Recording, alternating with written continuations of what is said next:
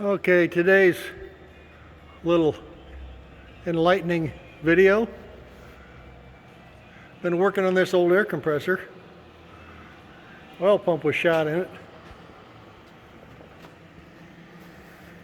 We know it was because we took a sending unit off right there, and there was no oil coming out of it. The oil pump is right there on the end of that shaft right there. Anyway, we got that, had the engine clear out. Okay, we were working on that. We put the new pump in it, put it all back together, put it back in here, and it didn't run. Okay, but it had oil pressure. I mean, it had oil.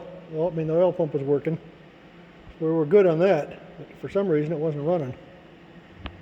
And anyway, there's a governor on the front of this thing. It's the flyweight governor, which is pretty common for the last 100 years.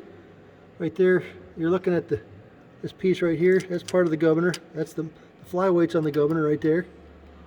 Okay. That's the governor itself, and the linkage to the governor was in this cover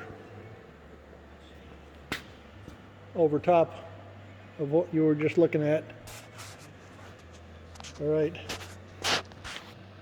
This dealie right here goes to the injection pump, controls the throttle speed. All right, you just put that over a little pin, put that hole over a little pin there, and put a key in it so it can't come off. Anyway, that's the throttle.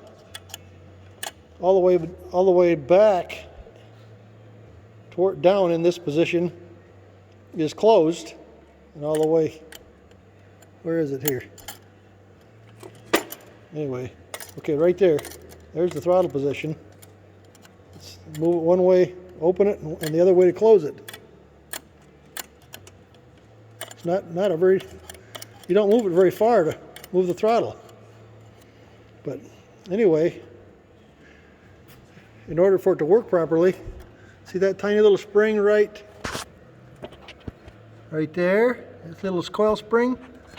It's got to be hooked to one of those holes that you see moving up and down. And I remember hooking it up. Somehow it came unhooked during the time we were assembling this, or else it's broke. I'm not sure which. But anyway, that spring wasn't connected, and it wasn't opening the throttle up. That little tiny spring, if not working, the throttle won't open up and it won't run. Isn't that crazy?